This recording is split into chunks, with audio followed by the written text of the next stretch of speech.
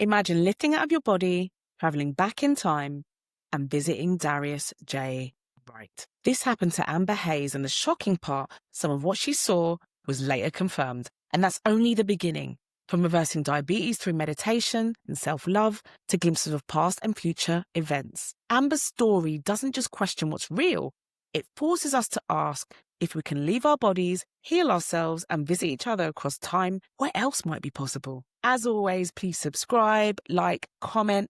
Let me know what you think. Share your experiences. Let's jump in. Amber, absolute pleasure to have you on here today. I'm super excited to talk to you. Just thank you so much for coming on and agreeing to come on. I guess my first question, I've obviously seen your testimonies on Darius's channel. That's where I first came across you. But also I think I've seen you in some of the sort of groups definitely heard you speaking. I would love to start from the top and you just tell us a little bit, or everyone who's listening, a little bit about your background, when you first started having out-of-body experiences, and what drew you to, start again, or actually start to have them intentionally a couple of years ago. So, yeah. Well, first of all, Emma, thank you for having me. It's a pleasure. So, yeah, I've been having sleep paralysis since I was a kid, basically.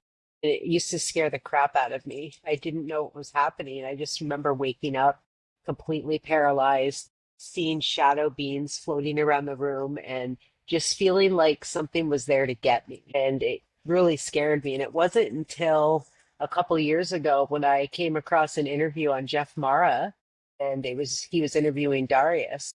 And Darius started talking about sleep paralysis and how that's the gateway to get out of body. And I knew that to be true in my heart because I had been out of my body, kind of floating above my bed, looking down at myself. But I didn't realize that you could do things with it and that you could learn. And, I just learned a lot from that. Yeah, I started following Darius, I think it was around October of 2023, and I hadn't had sleep paralysis in quite a while. So I was wondering if I was even going to have it again. And I just kept practicing the method that I'm sure you're familiar with, where you lay down and you just let your body shut down. And I basically woke up in sleep paralysis one night, and I was like, oh boy, here we go. And I had this small experience where I was having a little bit of difficulty getting out. And then I was seeing like my soul arms in front of me, which, like many people say, look like the alien predator thing, look kind of clear jelly. And then I had gotten back in my body and I had come out sort of in a lucid dream. And when I got out of my bed, I remember looking down and my feet and my legs were blue. And I thought that was really interesting. And the next thing I remember, I had shot out and I was flying above tree lines. And I remember coming across like this house that was kind of in the trees. I don't know if it was like a tree house type of thing, but I felt like it was up in the mountain or a tree. And I kind of flew in and came in through a window, and there was a black family in there. And I knew them to be my family. There was a man, there was two younger boys that I believe might have been my sons, but I just remember the love I felt for them, and thinking like, man, it's been so long since I've seen you all, and I was there for a little bit and then I ended up waking back up and I was just like, oh my gosh. Now I need to call in or email in Darius and share this with him since I had had my first experience since trying the method. And so since then, I've had a few out of body experiences. Nothing crazy. I haven't learned to completely control it yet. I just kind of get out and I end up places. How many have you had since? Sort of like learning to control them or have them intentionally. I would say I've been in sleep paralysis at least 10 or so times, maybe more. And then getting out of body, being able to actually get out, maybe six or seven that were sort of profound to me anyway. Okay. Uh sleep paralysis. So I think I said this to you off air, like when I heard your testimony, I completely resonated with it because I had that same experience of opening my eyes for the first time and taking or seeing my soul arm go across, and it was completely as you described it. It was like transparent, and it was almost mannequin like. And obviously, if you are viewing your hand like from this, it does look that kind of shape. So completely resonate with that. The blue element that you mentioned, has that come up again since? Yeah. Do you know anything more about? I really don't. The only other thing, and it wasn't blue like what I saw, but a couple nights ago I went into sleep paralysis and I had been in and out of my body 5 or 6 times during that. And then one of the times when I was in my body, I put my soul hands up. And like I said, they looked the same, kind of that clear jelly. But the more I focused on them, they turned to this like bluish, like a light blue silver color. And I was like, my God, I bet this is what my soul body looks like. It's hard to really describe the color, but they were perfect hands. And I just remember thinking like, oh my gosh. And that was like the first time that I actually got out and felt like I had superpowers, like the energetics that I felt. I've never felt this good in my life. Like I felt so much love, and it was the best feeling. And I can't wait to feel that again. Like I just felt like I could do anything. And I just felt so loved, and that I loved, and that I was loved. Yeah, that was pretty Yeah, that amazing. it sounds profound, Amber. And how often you do you try to have out of body experiences? Like how often are you doing Yeah, I think yeah, it was great protocol one question. you mentioned, right? So actually lying down for 90 minutes or so. Yeah, And correct. Yeah. yeah, Yeah, so lately, the last couple months, I've been practicing every single night, whether I have to work or not. Because the way I look at it, as long as I have that mindset, I go to bed, I practice, and it's either going to happen or it's not. But if I'm not practicing, it may not happen. So yeah, I've been just practicing every night. I bounce back and forth between protocol 1 and 2, because I find a lot of times when I end up in sleep paralysis, I'm waking up in sleep paralysis. Like I've been sleeping for a little bit, and then I wake up and I'm in there. okay. Yeah, so like my last experience, I had actually been on Andre's website, The Alchemist 369, and he had added a tool section to his website, and there's a meditation video on there. And I was like, oh, I'm going to try this out. And so I was listening to that. And as I was listening, I made my commands. I said, I will be aware when I go into sleep paralysis, and I will leave my body. And I couldn't believe it. I mean, maybe I should have believed it, but I ended up coming out of my body, and I ended up in a house, right? And so I got out and I'm standing in my room. I go to my bedroom door and I open it. A lot of times I go through, but I opened my door. And as soon as I got out of my bedroom door, I was somewhere else. And I was like, "What? Where am I?" And it's like a light wooden door. And I kind of look down and it's like a dark wood floor. And then I was immediately back in my body. And so this was the night that I came out 5 or 6 times, and where I felt like a god, like I felt amazing and all that love. This is the same experience. And I had gotten back in my body and I'd come out and did some flying around, but I always ended up back in my body really quick that night. It wasn't really like long experiences, but there was quite a few of them in the night. And so when I got up the next day, I had reached out to my friend Mary Lynn, and I was just like, hey, I ended up in a house. And I gave the description of the door, the color, and the color of the floors. And then she sent me a picture of her bedroom doors, and I couldn't believe it, but I was like, I was there. And I wasn't Wow. thinking, when I went out my bedroom door, I wasn't thinking, oh, I'm going to go to Mary Lynn's house. But earlier that night, we had been messaging back and forth, and I said, hey, I'll see you on the other side. I'll get out of body. I'm going to come grab you. And then we're going to go get Laura. Laura, I think you interviewed her the other day. So the three Yes. of us have been kind of talking and practicing together. And so because I had set that intention, I think that's why I ended up there. Right. So that was Yeah. pretty wild. And that's actually a really interesting point because I think the intention, you're not the first person to say it, but I also feel when I have had the few experiences I've had, like, the hand, etc., there's been an intention element. And interviewing a few people, that seems to be a core feature. Are there any other tips that you would also give to anybody who's trying to do this? Like, yeah. Yeah, yeah. What I've learned to do is relax. Any kind of emotion really messes with it.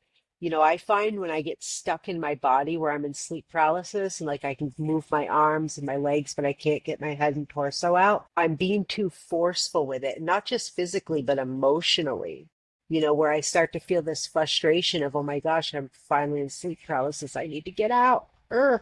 And that really messes with it. And if you're feeling any kind of like stress about it, like if you're laying down to practice the protocol, set your intentions, make your commands, but don't have any expectations. I know that sounds strange, but when you have high expectations, it doesn't seem to work. I feel like to get out, you need to be at a certain frequency, and it needs to be this really calm, loving yourself and just having no expectations.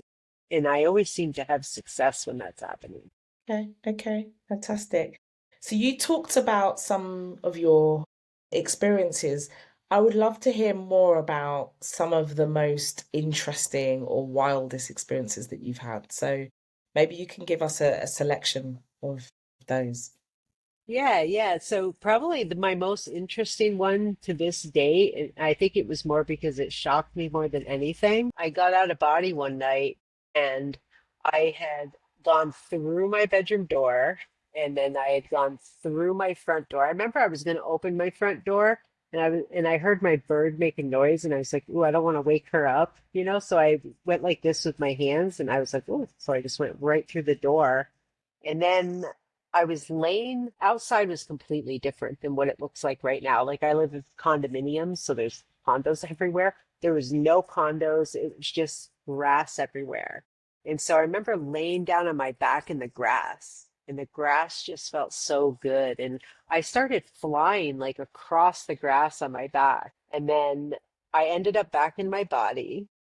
I got out again, went through my door, went through the front door, and I think I was flying, and all of a sudden I'm in this house, and I'm like, okay.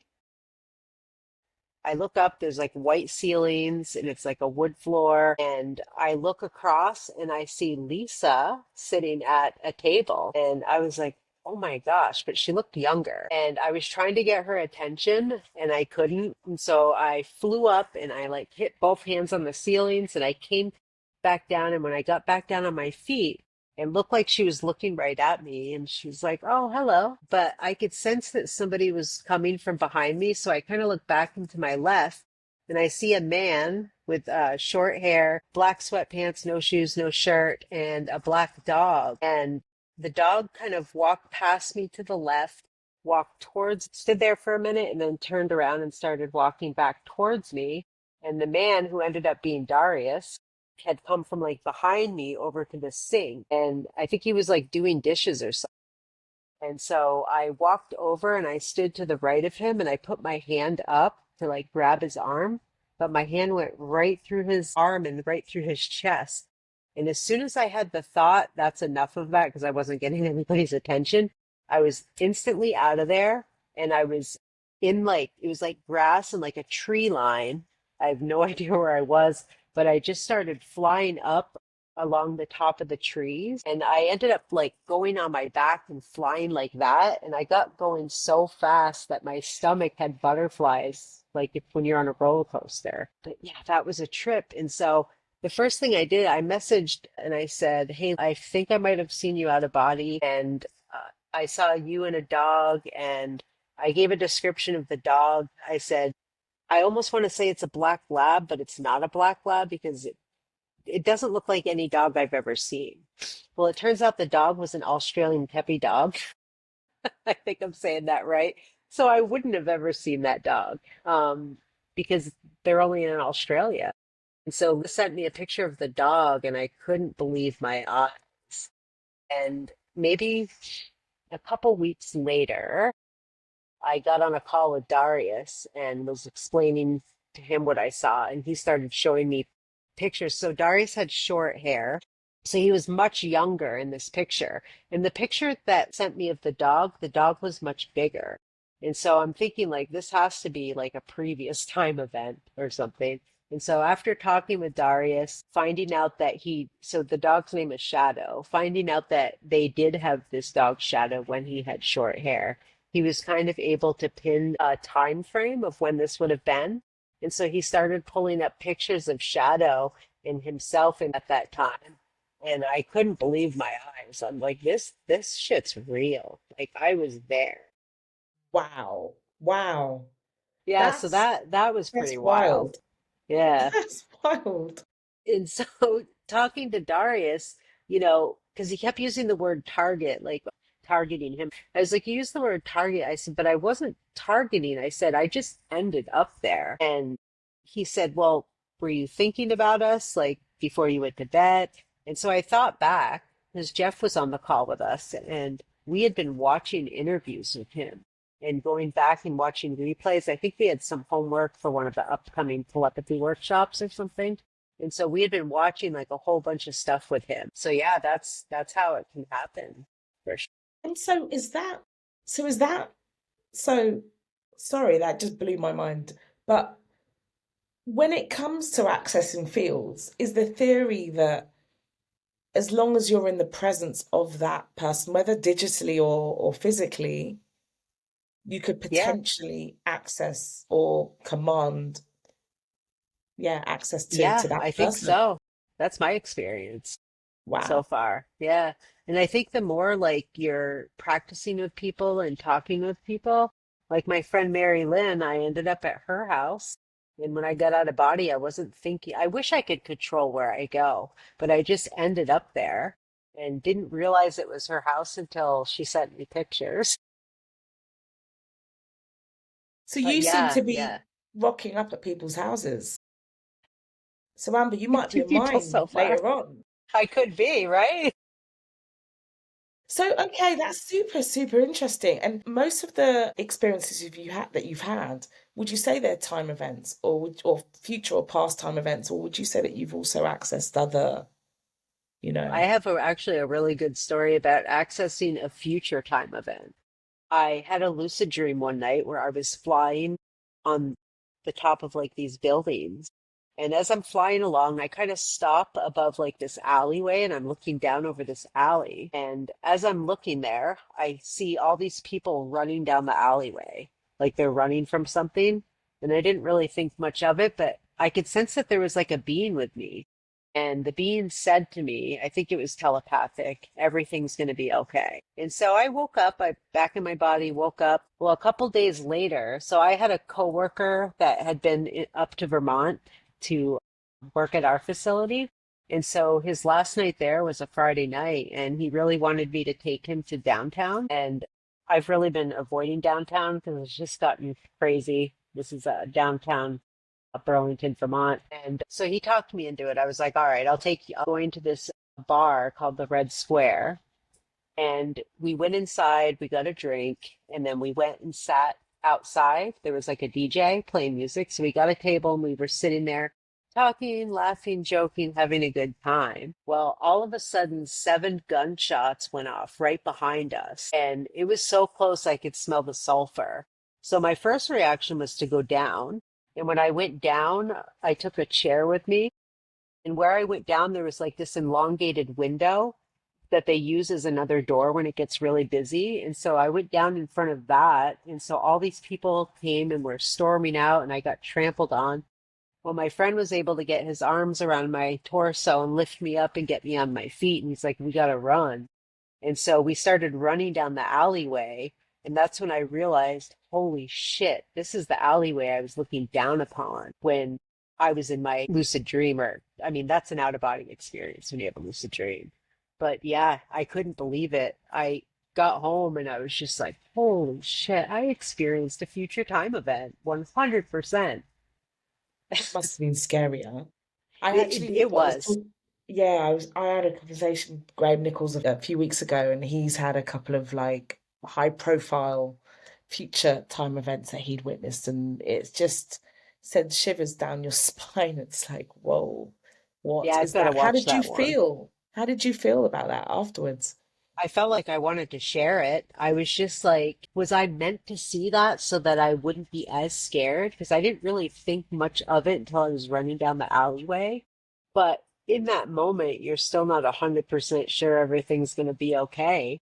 But if anything like that was to happen again, I would know 100% that if a being tells me everything's going to be okay, it's going to be okay.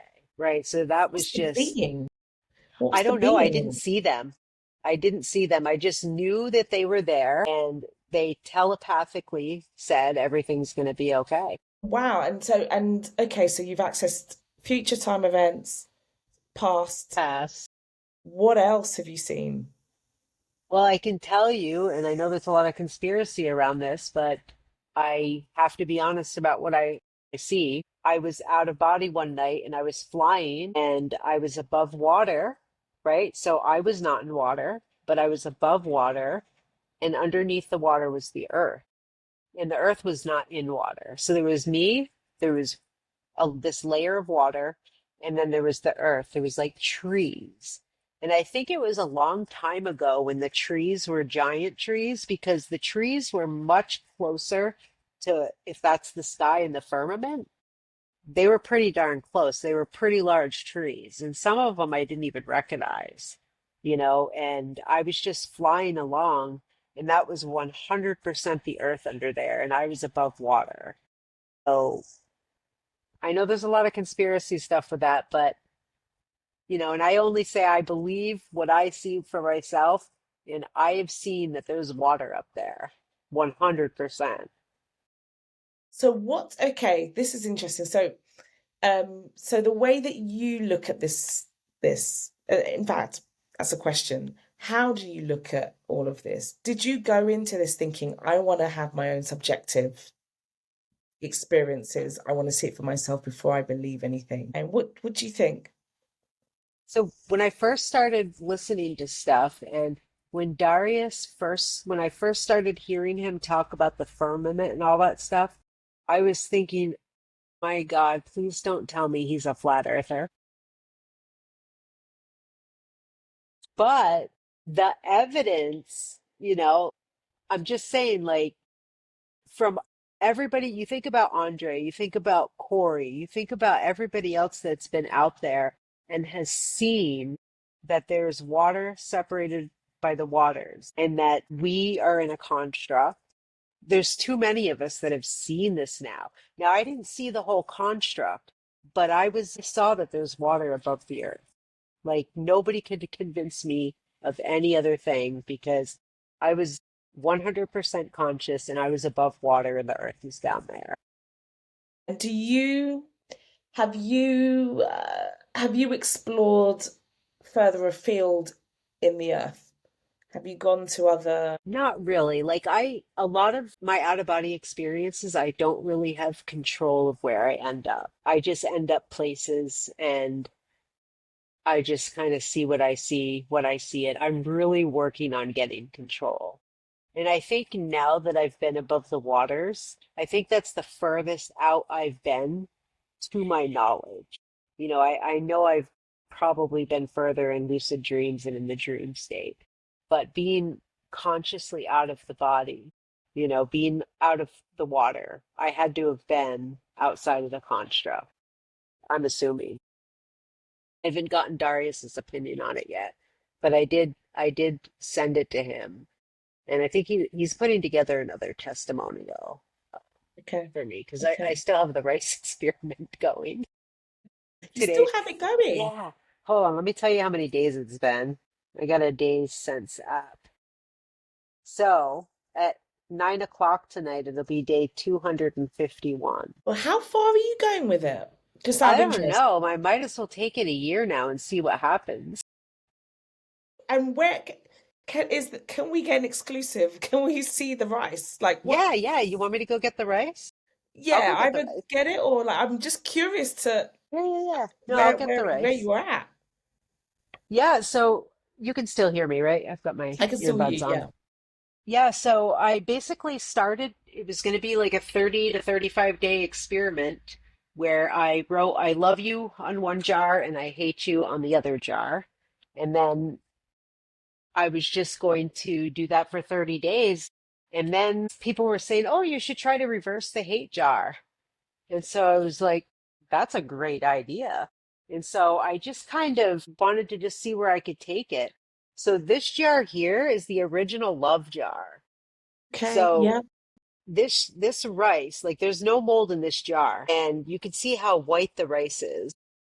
That's marker right there. My fingers rubbed off I love you, but I have I love you forwards and backwards on all four sides and along the bottom. And this started November 28th or 29th, November 28th at 9 o'clock at night. I put these together. And so that's the original love jar. And this one I call love jar two. Wow. So this jar is starting to look better. It is. I mean, I I was looking at the video just earlier and I'm like, wow. Yeah. Because is there I mean, mold? Is there still mold? no, no, no. There's no mold ever came. The water just looked really dark and sick like, but I never got mold in either one. And I felt really bad saying all the nasty things I said to this jar, but I've been giving this jar so much love now. But yeah, I'm trying to You've been making up for it.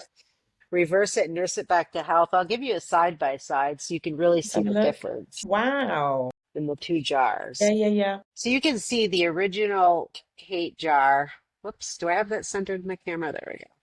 The original hate jar definitely has darker water. Yeah, no, for sure. And actually, the quantity is not too dissimilar. Yeah, the water, it's so there's the same amount of stuff in here, but here's the thing. So water holds memory, right? And so like our bodies, we absorb water. And so when you give love and you're kind, the rice absorbs the water. This rice didn't absorb the water as much. You can see the rice looks darker and smaller. Yeah, It's not as fluffy. And yeah, so there's less water. They're both filled up to the same amount, but there's less water in this one because more of the water's in the rice. And there's more water and less, rice absorb or water absorption into the rice in this jar. yeah. Wow. So And yeah, so you're going to go for a year, you say? You're going to, I might as well. I might as wow. well. I mean, I don't think I've ever seen it go past 30 days. This is like super interesting to see. Yeah, I mean, think about that. Like we can talk to water and use the will of our soul and our intentions to water and rice. What do you think we can do to the cells in our own body? Right? I mean, I used to have diabetes and I don't anymore. Tell us about that, because that's Yeah, super, super interesting. So I think for people who are listening, I think there's a second testimony that you did on Darius's channel, and you said that you had reversed your diabetes. How are yeah. you now? I still don't have diabetes. I just had my blood drawn like a couple weeks ago and I took a screenshot of the results and sent them to Darius for the upcoming testimony. But Okay. yeah, my A1Cs are still great. Well done. Yeah, Well done. I don't have diabetes anymore. I don't know what to tell you. So one day I just decided to take my insulin and throw it in the trash. And I Yeah. just changed my whole mindset. I didn't change the way I ate because I was already eating pretty healthy. But Mm, here's the thing. What people put into your heads, even as a small child. So growing up, my family was always like, diabetes runs in the family. You have to watch what you eat. You're built like your father's side of the family. You're going to end up having diabetes and this, that, and the third. I ended up with diabetes. Surprise. programming, the conditioning. Yeah. Yeah, Yeah. and it's not like they're doing that intentionally. No, Nobody does no, that no. intentionally. But it's just the way we're all programmed. They're a loving family, trying they care about my health, giving me a heads up about the family history. And so when I started doing Darius's method, I was also into his health of the body stuff as well. And he started talking about frequencies. I think it was the frequency workshop and the will of your soul and speaking your commands. And so I just started doing that. And the next thing I know, I'm throwing my insulin away, and I just knew I wasn't going to have diabetes anymore. And the weight started dropping off. I lost like 40. And yeah, I get my blood drawn every 3 months, just like I should. And so far they've been good. It'll probably get to a point where I don't even need to go get my blood drawn anymore. What are the doctors saying? The doctors, they're just kind of like, wow, that's great. But I don't know if they really believe that because I told them I did the rice experiment, and I told them that I got rid of my diabetes using the will of my soul. And they're just like, really? And they're Tell me looking at about you that. blank. Tell me about that. Hey, maybe seeing me, it can change their mindset because anybody can do this.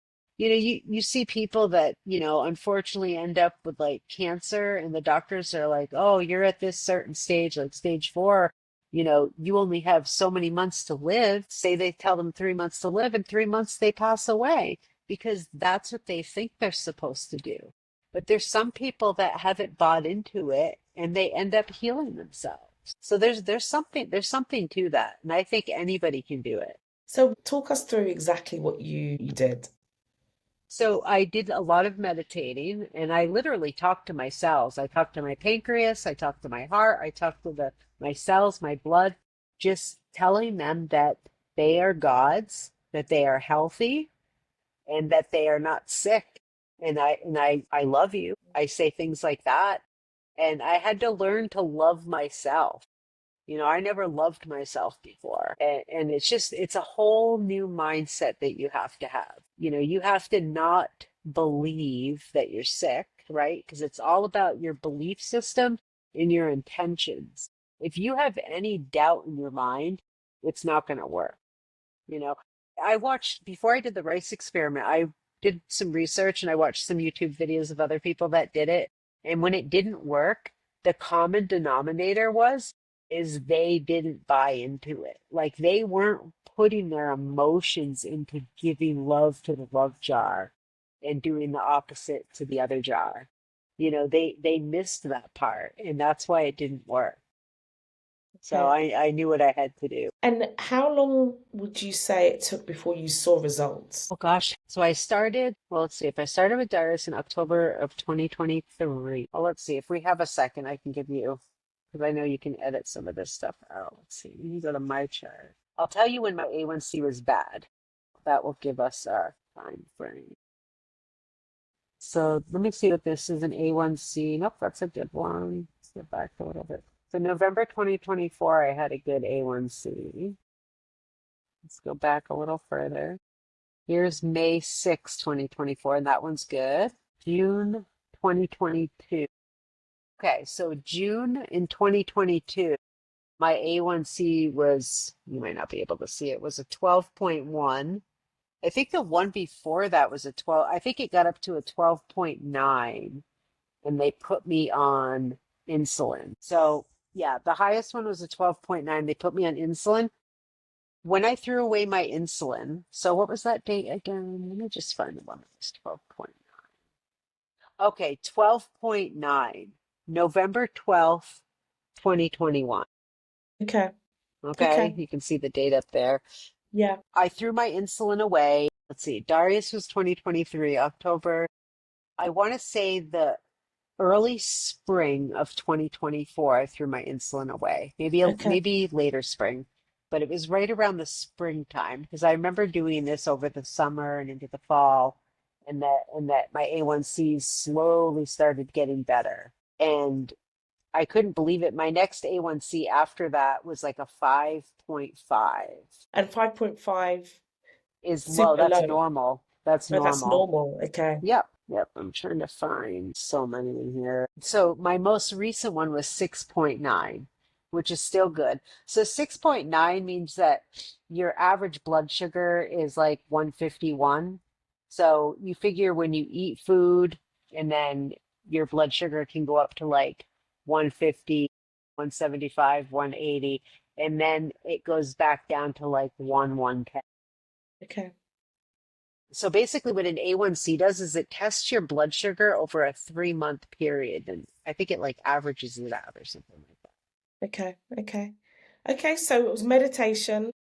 Yeah. It was intention setting, sending positive vibes, love, to all of the cells, all of your organs, etc. And you have to believe it. And really You have believe to it. believe Okay. in yourself. Like anybody Okay. can heal themselves. Love Okay. yourself, believe in yourself. Okay. And yeah, like you've been insulin free, Yep. diabetes free Diabetes free. for, and hopefully, yeah, just keep that up. That's amazing. Yeah, Well for done, sure. Amber. And I feel Well so done. much better. Like before, I was tired all the time. I used to swell up and get edema. So edema is when you get a bunch of fluid, and I would like push into my leg and like a big fingerprint Yes. would stay there in the skin. Yes. Wow. So what's in terms of no, that's I mean it's absolutely amazing, right? I think like yeah, it's absolutely fantastic. So well done. Well done on that. What's next for you, Amber? Like in terms of the out of body experiences and all of this, all of the learning that you've taken, what's next? What's your goal? What do you want to achieve over the next year or so? Yeah, yeah, that's a great question. So I want to continue to do the great work. I want to get out of my body, see the truth for myself. I'm, of course, going to continue with the health of the body. I'll keep the rice experiment going. You know, the rice experiment is really something tangible that people can see with their own eyes, right? You know, I can go and get before and after pictures of me and all that stuff, but when you have jars of rice and, you know, you show that to people, you know, there's no question that you can't do this to yourself. So, yeah, I want to get out of my body and teach other people to do it. If I can help other people learn what I learn, you know, that would be beautiful. Okay, So fantastic. I think And everybody should be doing this. no, no, no, 100%. I mean, you're a testimony like in itself. So like, are you going to continue doing out of body experiences every day? Is your plan to, the control thing you were talking about earlier, like learning how to control it? That's what I'm working on right now. I'm learning how to control it. Corey just put out a video the other day that was super helpful, you know, because everybody goes through that period of time where they don't have anything happen, no sleep paralysis, no anything. And that whole piece he spoke to about your mindset and being calm and the in-body experience. So when I think about my in-body experience, I think about the health of the body and my mindset and what frequency I'm bringing my body to. You know, in the higher we can raise our frequency, the more likely we're going to have an out of body experience. The more calm we are when we don't have expectations, that's when the magic happens. Yeah, I think again, I was talking to Graham, and he did talk about one of the things that the learnings he said was just around actually getting to know your body, knowing your sort of stress levels, knowing your emotion, like where you are emotionally, physically, and all of those things will help you to understand. Yeah, I guess it's similar to what you're saying about frequency. It's a similar Yeah, kind of. so I'm so glad you said that because so many people are looking for things outside of themselves. Your answer is in here, always. You have to go within. It's always within. As above, so below. You know, that means something. That there's a lot of truth to that. And it feels like it, like just speaking to you and all of the health elements, the rice experiment, all of these things, it speaks to, yeah, what Graham was saying as well around like it's all within you, and it's all about understanding where you are and attuning yourself to the right frequency. And when you're on the right frequency, you can, yeah. So would you say Absolutely. is meditation a part of your process as well? Like not just from the health side, but also the out of body side. Do you use that as a tool to? Yeah, absolutely. I mean, even when I go to work, you know, I'll take my lunch break and I'll go sit out in my car and I'll meditate. You know, I'll listen to binary beats at different frequencies. You know, during the day, I'll listen to higher hertz. But just to have that quiet time and just stay in the awareness, it's so healing and it just keeps you in a good mindset. What did you just say now about during the day are higher hertz? So, like at night, you listen to 3 hertz. So during the day, I'll listen to like higher hertz, like 9 hertz, 12 hertz. You know, I actually have a website that I use. I'll tell you what it's called. Equasync, and you can mix your own binaural beats. Okay, okay. Yeah, it's And pretty what's the neat. theory then with that in terms of the different frequencies, different times a day? I'm not really, well, I think too, the lower hertz puts you into delta, right? Okay, And so okay, you want to be in delta to go into sleep paralysis. So when okay, you're awake, I think, is it theta or alpha? I think alpha is more of the awake state. So like when you're at work and you have to, problem solve and do different tasks, you want your brain waves to be higher. okay. And when you want to go for sleep paralysis and try to get out of your body, or if you just want to get a good night's sleep, that delta state is where you want to get to. Okay, okay. That's a good tip. Thanks for that. Okay, brilliant. No, Amber, like it's been a pleasure talking to you. Thank you so much for all of the gems and the experiences and things. Hopefully over the next, hopefully we can speak to each other in the future and see where you're at. But and hopefully as well that jar, you could love it back, back into Yes. existence or something. I don't know. But no, it's been a pleasure talking to you. Thank you so much. Yeah, thank you, Emma. I appreciate you having me on, and it was definitely a lot of fun talking. I love talking about this stuff, and the more Same people here. that hear our stories, this has to get out to people. The more people can start doing this and wake up for themselves and see the truth for themselves. Same This here. I this mean, earth needs to wake up. 100%. And to your point, like these stories, they're so interesting. Like no matter where you are on the belief or not belief, like obviously you've had your experiences. I've had little snippets of it. My brother's had loads of them, which is how I came on this journey in the first place. But it is a very unreal, real experience. So yeah, hopefully we Exactly. can get more stories I like used to these. be obsessed with near-death experiences. Like, Okay. holy cow. Because you always wonder when you're younger, like, what happens when you die? Mm, Death used to be my biggest fear. I have mm, absolutely, so yeah, this is another good thing that comes out of this. I have absolutely no fear around death at all because mm. I absolutely know that we exist. We are not these bodies. Like, this meat suit that I'm in right now is not me. I saw that more out of body a couple nights ago when I was looking back at my body, and I'm looking at my body and I'm like, I felt no connection to it. Like that Yeah, wasn't me. yeah, And yeah, and and that's just it. We're not these bodies. We exist outside of here. And once you realize that, no fear. yeah, yeah. Well, thank Actually, you. sorry, I'm No, gonna no, no, go go. one slight 180. It's true, you messaged me saying that you had an out-body experience just that night. Was it Yeah. interesting? Was it a Yeah, oh, I didn't even get into the dimensional space stuff. So yeah, we can hop on that for a minute. So for the first time I dealt with dimensional space stuff. So this was the same night I ended up at Maryland's, the same night I felt like a god and felt so powerful and so full of love. One of the times I got up, I went out my bedroom door, and so I have a 22-year-old daughter, and there she was at maybe the age of 5 or 6, sitting on the floor crying. And there was like this broken toy bed with pieces just everywhere. And she's crying and asking me to help her put it back together. Of course, sweetheart, I'm gonna help you put this back together.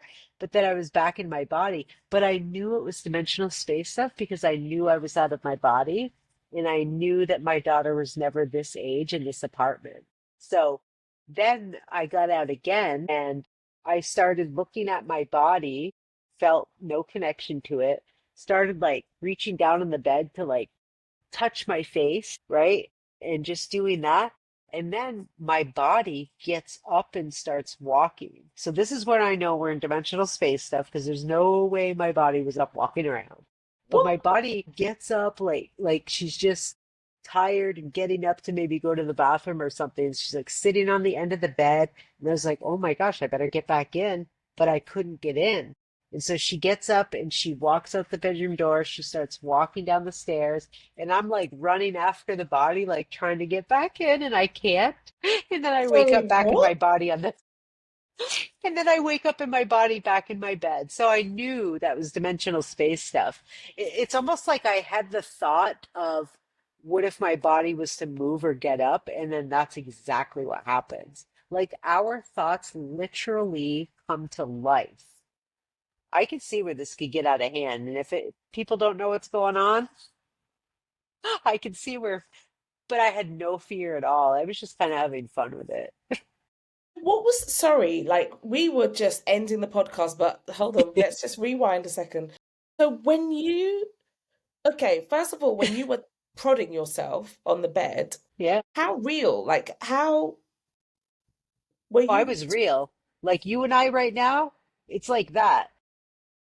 Like it's that real. Like your soul is physical. Like I totally know what Darius means now. Now that had like not controlled out of body, but knowing what's going on out of body experiences. Yeah, like like my hands, like I'm able to touch and like make the skin do this, and Wow, touch and like I really? can feel the touch, but this can't feel it. Yeah, yeah. And I've played around with that when I was still in my body, but moving my soul arms around. Like I'll feel my face. Have you ever played that dead man's thumb game with like, your friend when you're a kid, where you put your thumbs together and then you'll okay, so you go take your Do friend, that. this is your hand, this is your friend's hand, you put Yeah. your thumbs together and then you stroke both sides and it feels weird because Oh, I know you what know you're what I'm talking about. saying? Yeah, Like, yeah, because yeah, yeah. you can't feel your friend's thumb. It's called dead man's thumb. It was kind of like that. Like I'm feeling myself, but I cannot feel it because Feel it's it. Yeah, not my yeah, body. yeah. Oh my God, that's so freaky. But So, to oh, be able okay. to be looking like face to face with my body and touching it, and then to have it get up, that was a whole other Exactly. trip.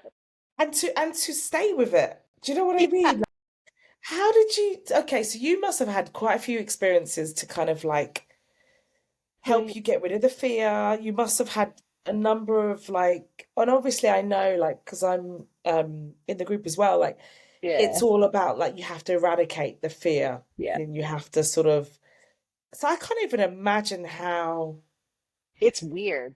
Like that's trippy. Like my body's getting up. beyond trippy. Yeah, like there's no way to explain this without experiencing it yourself. But here I am with no fear, and it's just like, yeah, this is dimensional space stuff. Because everything goes back to like Darius's teachings. And so had he not taught about that stuff, yeah, that would have been probably pretty scary. I probably would have thought I was dying and couldn't get in my body. But that's the thing, my physical body never got up off of the bed. Like that was just me Yeah, creating that yeah, yeah, yeah. because when I was chasing my body like down the stairs, woke up back in my body Came back. laying in the bed. So there's no way that that can happen like that Yeah, quick. for sure. And even like going this a step back to your daughter, to the memory Yeah. or dimensional space with your daughter as a little kid in your current Yeah, yeah, apartment, that must have been because it's like a dream, right? I guess in some ways when you get caught up in yeah, the ins and outs of a dream, yeah. did you also get at that point where you did you know were you aware that this is Dimensional space. Yeah. yeah, I just was yeah, kind of a bit like playing a lucid along. dream, like when you're kind of like, oh yeah, I'm here.